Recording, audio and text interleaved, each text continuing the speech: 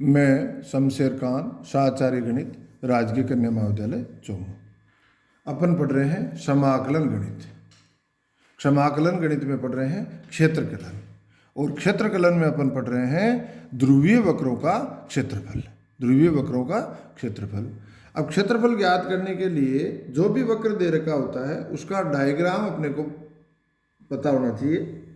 अनुरेखण से हो चाहे अपने अनुभव से हो, तो इसमें लिमिटेड डायग्राम है।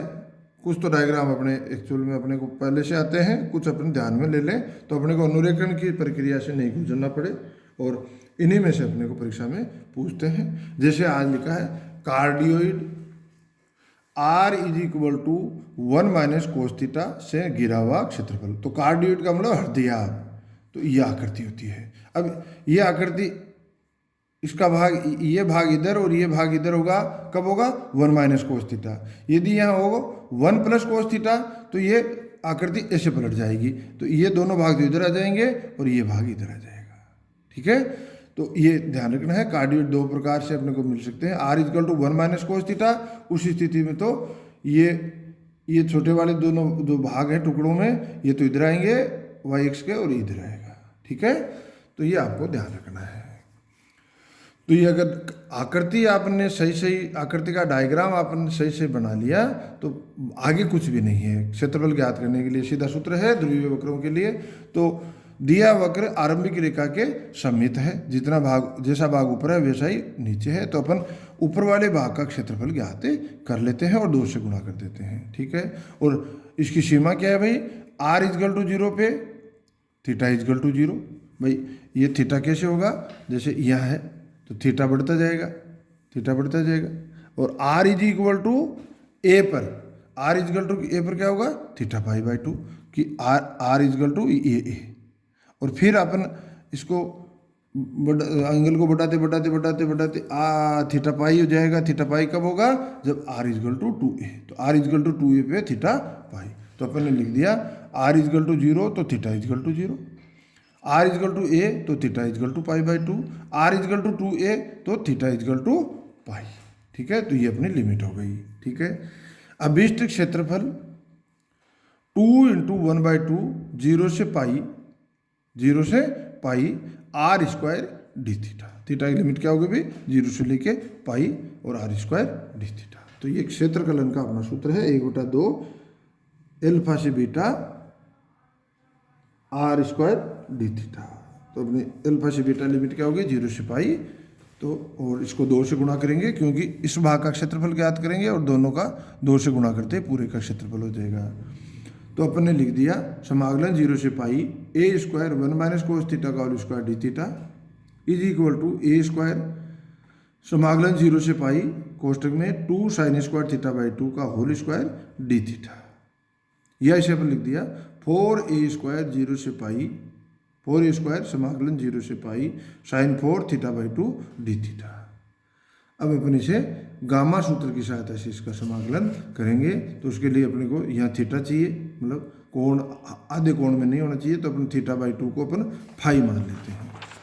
तो माना theta by 2 equal to phi तथा d theta equal to 2d phi. तो सीमाएं थीटा इजकल टू 0 से की जगह से क्या हो जाएगा, फाई इजकल टू 0 और थीटा इजकल टू पाई पर फाई का मान पाई बाई 2। तो अभीष्ट क्षेत्रफल क्या हो जाएगा भाई, 4a स्क्वायर समाकलन 0 से pi by 2 sine 4 phi into 2 sine 2d phi. ठीक है, is equal to 8a square समाकलन 0 से pi by 2 sine 4 phi cos 0 phi d phi. अब अपन गामा सूत्र लगा देते हैं। तो 8a square gamma 5/2 gamma 1/2 upon 2 gamma 3, और गामा 5/2 को अपन क्या लिख सकते हैं, 3/2 इंटू 1/2 गामा 1/2, और ये गामा 1/2, और नीचे गामा 3 को क्या लिख सकते हैं, 2 इंटू 1 इंटू गामा 1। तो अगला स्टेप अपने को मिल गया 8a square 3/2 into 1/2 into gamma 1/2 into gamma 1/2 बटे 2 इंटू 2 इंटू 1 इंटू गामा 1। इसे सिंप्लीफाई करें तो 3/2 भाई गामा 1/2 का मान क्या होता है, रूट भाई। तो अगला अंतिम स्टेप फाइनल, इसका क्षेत्रफल क्या मिल जाएगा अपने को, 3/2 पाई ए स्क्वायर। ठीक है, तो ये क्षेत्रफल हो गया।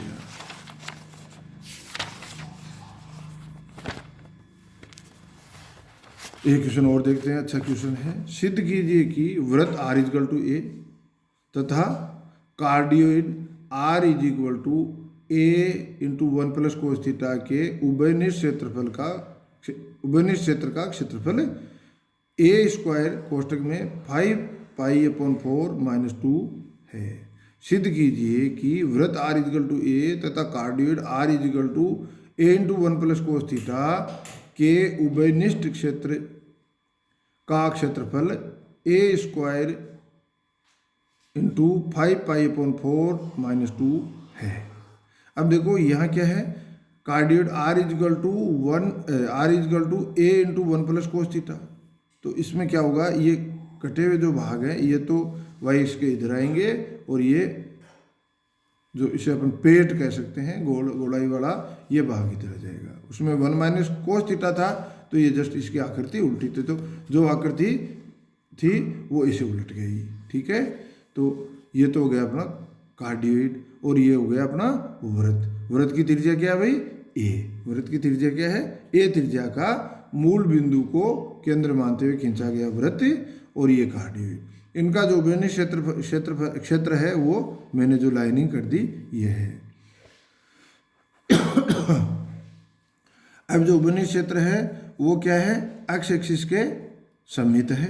क्यों है, क्योंकि कार्डियोइड भी एक्स एक्सिस के सममित है, या आरंभिक रेखा एक्स एक्सिस कह दो, ये तो कार्तीय निर्देशांक में होता है, और यही लाइन क्या होती है, आरंभिक रेखा।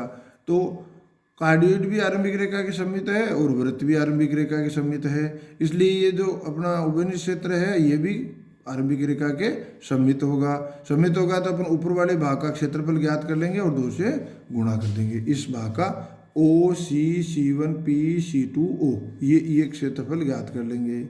अब ये क्षेत्रफल की ज्ञात करने के लिए अपने पास इस क्षेत्र को टच करने वाला बाउंड्री पे एक वक्र, तो इतनी दूर तक तो एक वक्र ये है, ये तो क्या है, वृत्त का भाग है, और एक वक्र है ये क्या है, कार्डियोइड का भाग है। इसलिए अपन एक क्षेत्रफल तो ज्ञात करेंगे ये, और एक क्षेत्रफल ज्ञात करेंगे ये। इन दोनों को जोड़ देंगे और फिर 2 से गुणा करें, तब ये पूरा होगा। तो दोनों ही वक्र प्रारंभिक रेखा के सापेक्ष सममित है तथा परस्पर P तथा P डैश पर काटते हैं। P ये इनका प्रतिच्छेद बिंदु है, P तथा P डैश बिंदु पे काटते हैं। अब उभयनिष्ठ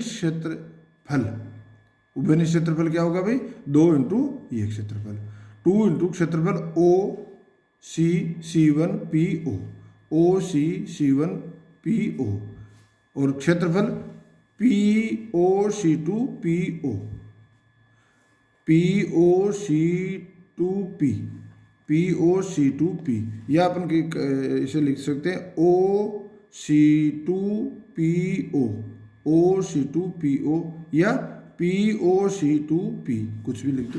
तो ये क्षेत्रफल हो गए, दोनों का योग है, ये ऊपर वाले क्षेत्र का क्षेत्रफल हो जाएगा। अब अलग अलग निकाल लेते हैं, पहले ये क्षेत्रफल निकाल लेते हैं और फिर ये क्षेत्रफल निकाल लेते हैं। तो क्षेत्रफल O C C1 P O is equal to 1/2, इसमें लिमिट क्या होगी भाई थीटा की, 0 से π/2, तो 0 से π/2 r² d थीटा, और r का मान क्या है, इस वक्र क्या दे रखा है, वृत्त में r का मान क्या है, a, तो अपन ने लिख दिया 1/2 समाकलन 0 से π/2 a² d थीटा। इसे समाकलित कर दिया और लिमिट लगा दी, समाकलित किया तो a²/2 कोष्टक में थीटा लिमिट 0 से π/2, और इसका फाइनली इसका क्षेत्रफल क्या आ गया भाई, πa²/4।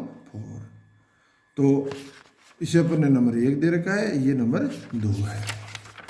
आगे अपन बढ़े तो क्षेत्रफल OPC2O, OPC2O या POC2P, कुछ भी लिख दो, क्षेत्रफल जो दूसरे वाला है, तो उसका मान होगा 1/2 समाकलन π/2 से पाई r² d theta, r² d theta.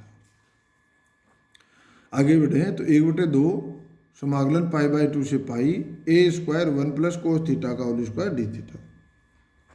या इसे अपन लिखते हैं ए स्क्वायर बाई 2 समाकलन पाई बाई 2 से पाई 1 plus 2 cos theta plus sine square theta D theta. ये साधारण समाकलन है, आगे बढ़ते जाएं और आगे बढ़े तो ए स्क्वायर बाई 2 समाकलन पाई बाई 2 से पाई 1 plus 2 cos theta plus 1 plus कोस 2 थीटा अपॉन 2 डी थीटा। या इसे अपन लिख दें ए स्क्वायर बाई 2 समाकलन पाई बाई 2 से पाई 3/2 plus 2 cos theta plus cos 2 theta upon 2 D theta. अब समाकलन कर दें तो अगला स्टेप मिलेगा ए स्क्वायर बाई 2 कोष्टक में 3/2 theta plus 2 sine theta plus sign 2 theta upon 4 limit pi by 2 से पाई। अब यदि अपन लिमिट लगाएं तो अगला स्टेप अपने को मिलेगा ए स्क्वायर बाई 8 कोष्टक में 3 pi minus 8 A square by 8 कोष्टक में 3 पाई माइनस 8। ये दोनों एक तो ये क्षेत्रफल और पहले क्षेत्रफल ज्ञात किया, उन दोनों को जोड़ें तो अपने को अभिष्ट क्षेत्रफल ज्ञात करें, इन दोनों को जोड़ के 2 से गुणा करें तो अभिष्ट क्षेत्रफल 2 into pi a square upon 4 plus A square by 8 कोष्टक में 3 पाई माइनस 8 कोष्टक में, और सिंप्लीफाई करें तो 2a square upon 8 2 pi plus 3 pi minus 8 या ए स्क्वायर बाई 4 5 पाई माइनस 8 या ए स्क्वायर कोष्टक में 5 पाई बटे 4 माइनस 2।